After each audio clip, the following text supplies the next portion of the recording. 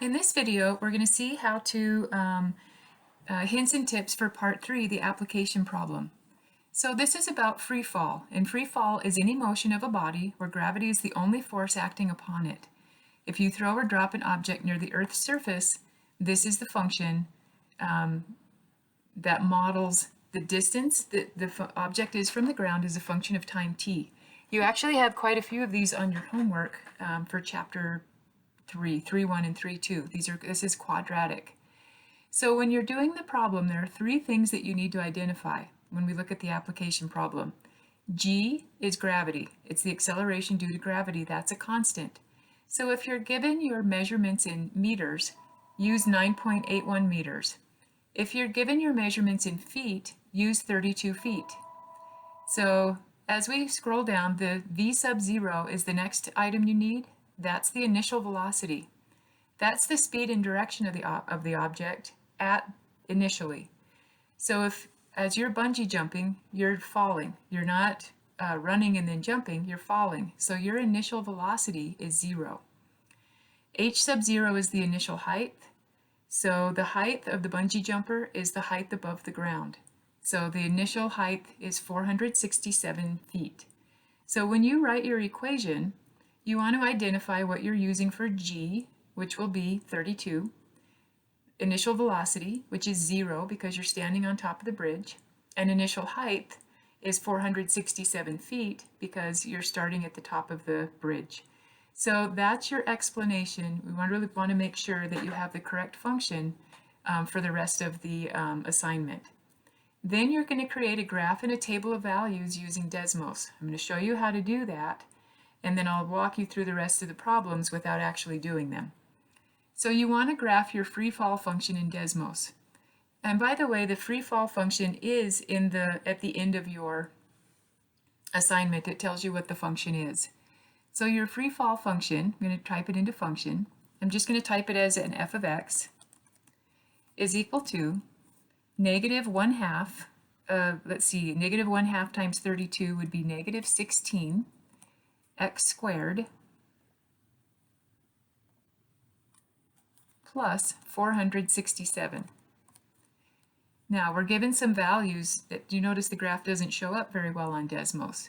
So the directions say use the domain from 0 to 6. So I'm going to type in the domain from 0 to 6. So use what we did in the tech lab. 0, you need the brackets. 0, I'll use the keyboard, is less than or equal to x, is less than or equal to 6, into the parentheses. These are on your keyboard.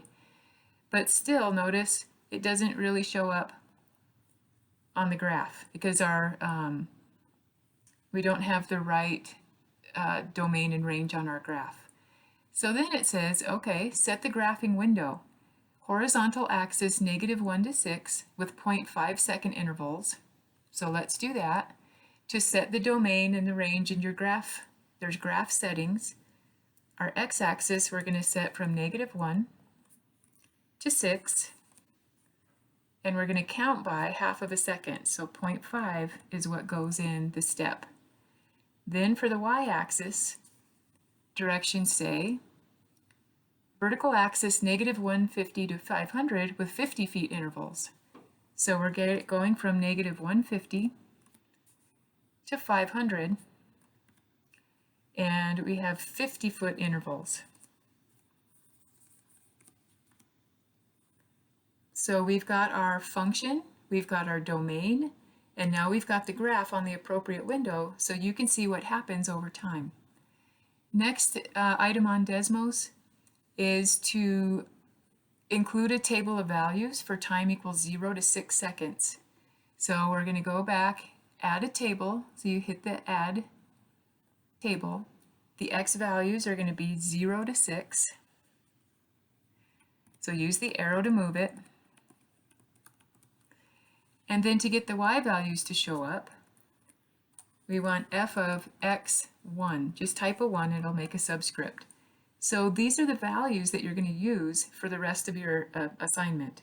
So now I'm going to either capture the screen or use your snipping tool again. It's a new snip. And you're going to capture Control Copy, then go to the Word document, and in the appropriate place, after you've put your function and explanation, you're going to, in the appropriate place, Control V, there's your graph and your table. So now that you have the graph and the table and all the information you need, you want to use the table to find how far has the jumper traveled in the first 0 to 1 seconds. So we'll be measuring these in feet. Okay, so you find the difference. How far has the bungee jumper traveled from 3 to 4 seconds? So use the table. And then explain why the bungee jumper travels different distances each second during the free fall. So when you're reading the directions about free fall at the beginning, the acceleration due to gravity, acceleration changes depending upon your location. So if you're on or near the surface of the Earth, that means 32 feet per second squared, or the 9.81 meters, the objects on Earth will accelerate or go faster approximately 9.8 meters or 32 feet every second if they're in free fall. So an object's velocity increases during the fall. Okay, so that's the application that I really just want you to see, is that things speed up when they fall, and when you drop something, it's modeled by this particular graph. Over time, the object drops, but if you look at the average rate of change in between different points, it's different, so it speeds up as it falls. All right, so then you're going to answer some questions on, let's see, I've got the graph here. Use your table. So you're going to find some average rates of change. So this is from section 1.1. So you're going to find the average velocity from 0 to 5.4 seconds and label it with correct units. So remember, slope is labeled horizontal over, or vertical over horizontal. So all your measurements are going to be in feet per second. Your object is traveling down, so everything's going to be negative. So that should help you complete the rest of the items. So when you're going through, you're finding average velocity, or the slope between 2 points at different intervals, and then seeing what happens. The last question asks you for the difference quotient. So here's our formula, and you're going to substitute the values of each coordinate in the average rate of change. So remember, you've got some steps right here, and it's going to ask you to find the difference quotient and then show some work. So the last thing I want to talk about is, how do you show work on a Word document? A couple of ways you can do that. Word has an equation editor. So let's say I'm at average rate of change at the difference quotient. So you can insert an equation in Word, and these are all the things that you can do. So type your equation in the little box. So d of t plus h is what you're trying to find for the first item, is equal to negative 16 parentheses t plus h, parentheses closed, and I want to square it. So highlight the thing you want to square. Take e to the power here. This tells you can do something to a power. There's my squared, plus 467. So that's where you're going to find the d of t plus h. Then as you do your function, you're going to have a fraction. So just to show you where the fraction bar is, if we're going to insert an equation, the fraction bar, click, and you can type your fraction on the top.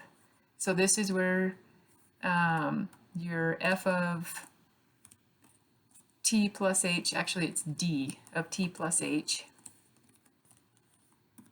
minus d of t all over h. So you can use the Word equation editor to type directly on the document to show your work. You can also take a picture of your work and embed your image, but I just want to be very important.